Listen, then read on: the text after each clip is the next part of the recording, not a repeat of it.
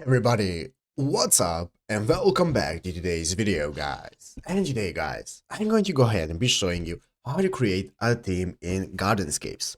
This is a very simple thing to do, guys, so make sure to watch this quick and easy video till the very end and follow my steps correctly so you can make sure this works the same for you and that you can do this yourself. But yeah, guys, let's get straight into it. So guys, the first thing you want to do is go ahead and open up the official Gardenscapes application on your mobile phone if you haven't already. So guys, go ahead and open up Gardenscapes right here.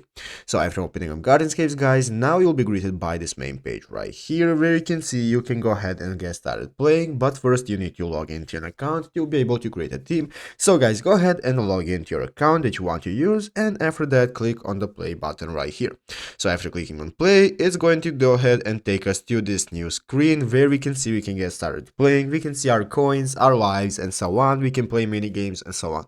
So guys, after you have reached the level necessary to create a team, here in the lower bottom corner in the left side, next to your daily task will appear a button that will be like a yellow button. That's going to be your teams section.